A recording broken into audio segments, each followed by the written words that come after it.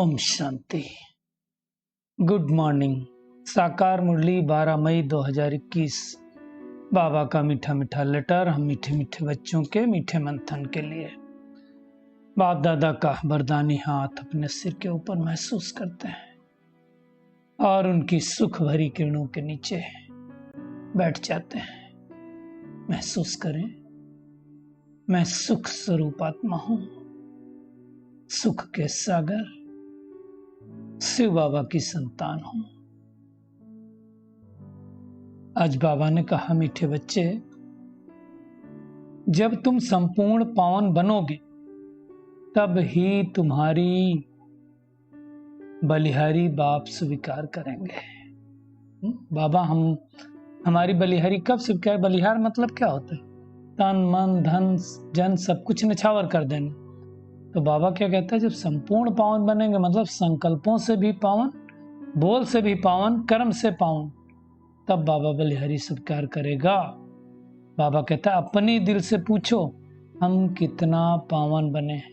ये हर एक की अपनी सूक्ष्म चेकिंग करने की बात है ना, क्योंकि बगैर पावन बने तो हम परम धाम जा नहीं सकते, तो अपनी चेकिंग करनी है। आज का प्रश्न है, तुम बच्चे अभी खुशी खुशी से बाप पर बलि चढ़ते हो, क्यों?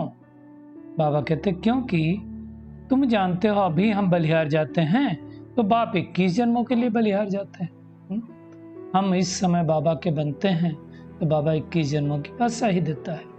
तुम बच्चों को ये भी मालूम है कि अब इस अविनाशी रुद्र ज्ञान यज्ञ में सब मनुष्य मात्र को स्वाहा होना ही है। 750 करोड़ आत्माएं हैं, बचनी तो 9 लाख है। 9 लाख सतयुग में शुरुआत में होंगी ना, उनको पालने के लिए 18 लाख समझ लो। तो सोचो कितना बड़ा परिवर्तन होने वाला है। बाबा कहते हैं, इसलिए तुम पहले ही खुशी खुशी से अपना तन मन धन सब कुछ स्वाहा कर सफल कर लेते हो। जो कुछ अपना तन मन धन समय श्वास संकल्प जो कुछ सफल करना है सब सफल कर लो, यही समय है। आज का गीत है, मुखड़ा देख ले प्राणी। कौन सा मुखड़ा? ये बाहर के मुखड़े की बात नहीं है, अंदर शिव भगवान वाच जरूर अपने बच्चों प्रति नॉलेज देंगे, श्रीमत देंगे कि हे बच्चों, हे प्राणी। प्राणी अर्थात जिस शरीर के अंदर प्राण है। बाबा कहते हैं, शरीर से अगर प्राण निकल जाए, आत्मा निकल जाए, तो शरीर किसी काम का नहीं रहता, इसलिए उसको प्राणी कहा जाता है। बाबा कहते हैं, तुमने चेक किया कि तुम्हारे जीवन में कितना पाप कितना पुण्य था? हिसाब तो बाबा ने बताया हुआ है। आधा कल्प पुण्य और आधा कल्प पाप। सतयुग त्रेता पुण्य और द्वापर कलयुग पाप। पुण्य का वर्षा बाप से मिलता है और पाप का वर्षा रावण से मिलता है। ये बिल्कुल समझने की बात है ना। कौन से बाप से? जिसको दुनिया में राम कहते हैं। सीता वाला राम नहीं, निराकार परम पिता परमात्मा शिव बाबा। ये सब समझने की बात है। बाबा कहते, तुम बच्चे अब आकर के बाप के ब्रह्मा मुख वंशावली ब्राह्मण बने हो।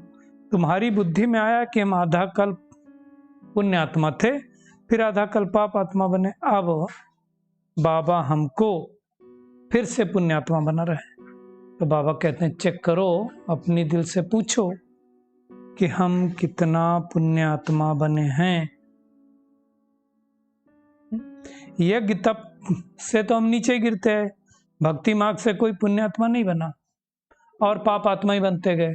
अब ज्ञान मार्ग से हमको पुण्य आत्मा बनना है। क्योंकि होता क्या, अभी तक आसुरी मत से हम पाप आत्मा बनते हैं, सीढ़ी उतरते हैं। अब श्रीमत से हमको पुण्य आत्मा बनना है।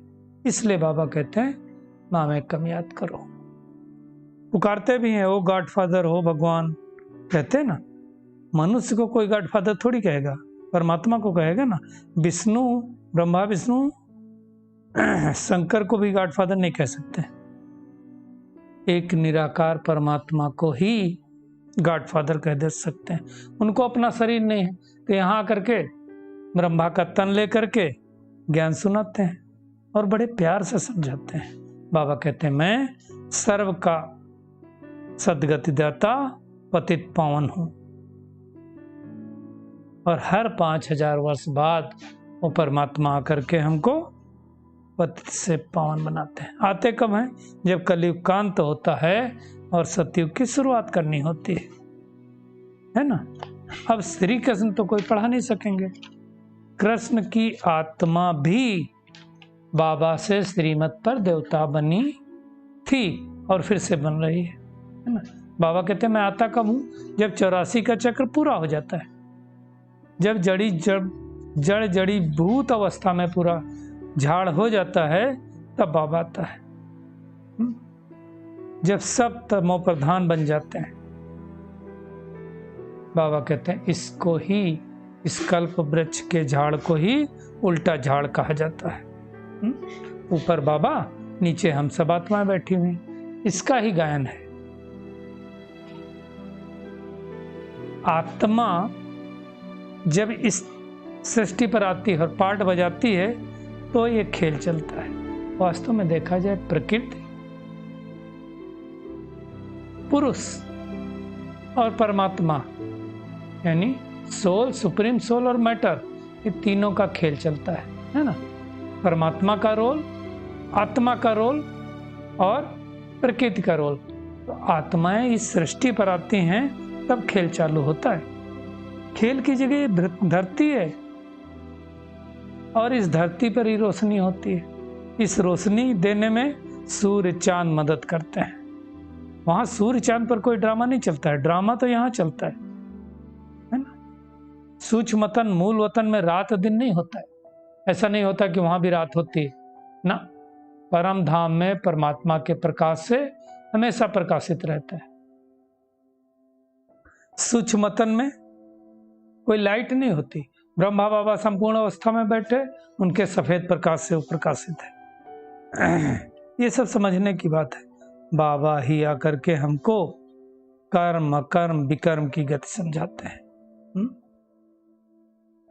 सतयुग त्रेता में कोई विकर्म नहीं होते क्योंकि वहां रावण ही नहीं है। द्वापर कलयुग में विकर्म ही विकर्म होते हैं क्योंकि रावण है ना। और इस समय परमात्मा हमको सत्य कर्म करना सिखलाते हैं। यहां आकर के हेवन की स्थापना करते हैं, है ना। बाबा कहते हैं इस समय मनुष्य खुशी पाने के लिए, सुख शांति पाने के लिए दान पुण्य करते हैं, परंतु एक पतित आत्मा दूसरी पतित आत्मा को दान करती है तो फिर क्या होगा? उससे भला नहीं होगा और गिरते ही जाएंगे। बाबा कहते हैं इस समय तुम्हारा जो भी तन मन धन है सब स्वाहा करते हो, इसलिए इसको कहा जाता है राजस अश्वमेघ अविनाशी रुद्र गीता ज्ञान यज्ञ, है ना। ये जो पुराना शरीर है ना, बाबा कहते हैं भी इसमें स्वाहा हो जाना है। सारी दुनिया के मनुष्य मात्र इसमें स्वाहा होते हैं, अर्थात सृष्टि बदलती है तो सब इसी में देखो परिवर्तन तो होना ही है। बाबा कहते हैं तुम इस समय बाप पर बलिहार जाते हो तो बाबा 21 जन्मों के लिए तुम्हारे ऊपर बलिहार जाते हैं। बाबा कहते हैं सौदागिरी है ना, हम आप पर बलिहार जाते हैं तो आप भी 21 जन्म बलिहार जाते हो। कितनी बड़ी बलिहारी है बाबा की। लेकिन बाबा ने शर्त लगाई, जब तक तुम्हारी आत्मा पवित्र नहीं बनी है तब तक हम बलिहारी स्वीकार नहीं करेंगे। तो बलिहारी स्वीकार करने के लिए क्या करना पड़ेगा?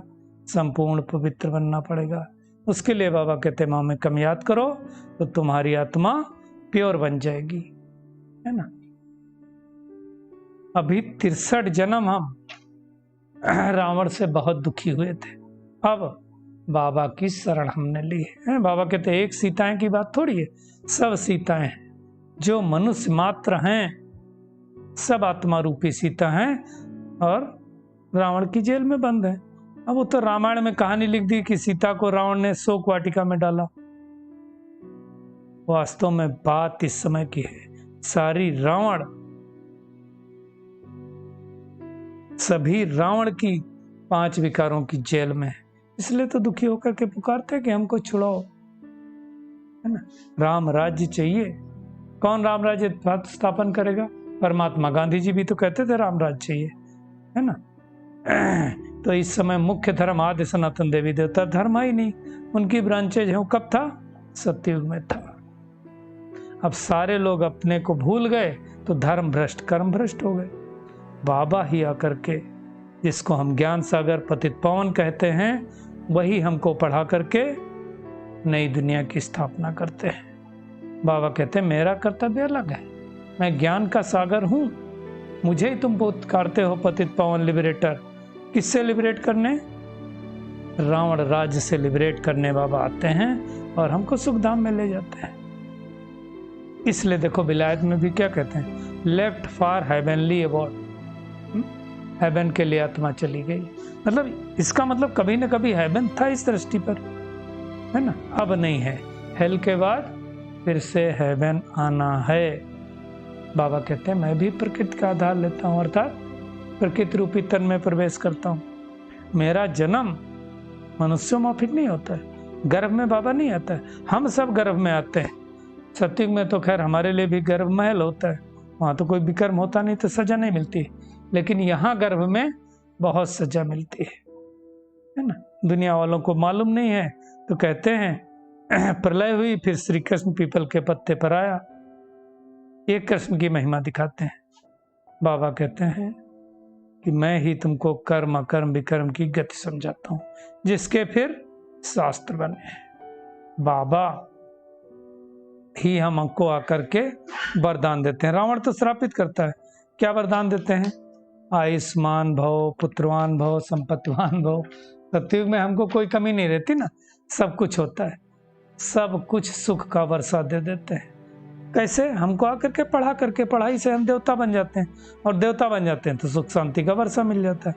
बाबा कहते हैं तुम प्रजापिता ब्रह्मा के बच्चे, ब्रह्मा कुमार कुमारियां बनो, दादे से बाप द्वारा वर्षा लेते हो। ये सब समझने की बात है।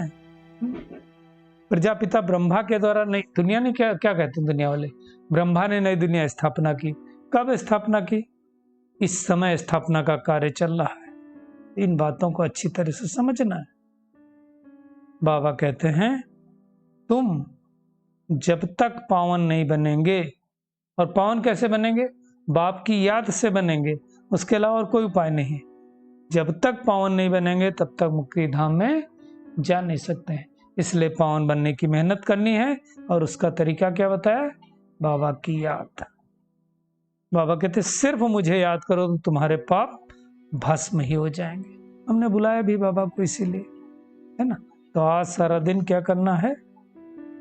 एक तो अपनी चेकिंग करनी है कि मैं आत्मा कहाँ तक पावन बनी हूं, जिससे बाबा हमारी बलिहारी स्वीकार करे। कर्म कर्म विकर्म की गति को जानकर अब कोई विकर्म नहीं करने हैं, है ना। कर्म करते हुए विकारों का त्याग करना है। इस रुद्र गीता या ज्ञान यज्ञ में अपना तन मन धन सब कुछ स्वाहा करना है। आज का बाबा का वरदान है, आलस्य के भिन्न भिन्न रूपों को समाप्त कर सदा उल्लास में रहने वाले तीव्र पुरुषार्थी भव। बाबा कहते हैं वर्तमान समय माया का वार आलस्य के रूप में भिन्न भिन्न तरीके से होता है। ये आलस्य भी विशेष विकार है। इसे खत्म करने के लिए बाबा कहते हैं सदा उल्लास में रहो। जब कमाई करने का उल्लास होता है तो आलस्य खत्म हो जाता है, फिर आलस थोड़ी होता है। इसलिए कभी भी उल्लास को कम नहीं करना, है ना। सोचेंगे करेंगे कर ही लेंगे हो जाएगा, ये नहीं। अभी से बहुत भाई बहनें क्या बोलते हैं, कल से अमृत बेला चालू करेंगे, अगले हफ्ते चालू करेंगे। अरे कब आएगा कल? कल करते करते काल। इसलिए टालना नहीं, आलस्य नहीं करना है। बाबा कहते हैं गेंगे आलस की निशानी। ऐसे आलस्य वाले निर्बल संकल्पों को समाप्त कर यही सोचो जो करना है, जितना करना है अभी करना है, तब कहेंगे तीव्र पुरुषार्थी। स्लोगन है, सच्चे सेवाधारी वो हैं जिनका सोचना और कहना समान हो। चलो परमात्मा किरणों के नीचे बैठ जाते हैं और महसूस करें मैं पद्मा पदम भाग्यशाली आत्मा हूँ। परमात्मा मुझे संपूर्ण पावन बनाने आए हैं। खुद हम पर बलिहार और हम उन पर बलिहार होने के लिए, परंतु बलिहारी तभी स्वीकार होगी जब हम संपूर्ण पावन बनेंगे। तो अपनी चेकिंग करनी है कि मैं आत्मा कितना पावन बनी हूं। कर्म विकर्म और अकर्म की गति को जानकर अब श्रेष्ठ कर्म ही करना है। महसूस करें मैं बहुत भाग्यशाली आत्मा हूं। परमात्मा ने मुझे ब्रह्मा तन द्वारा अपना बनाया है, इसलिए मुझे अब सत्य की दुनिया में जाने का पुरुषार्थ करना है। अपना सोचना और कहना सब समान बनाना है।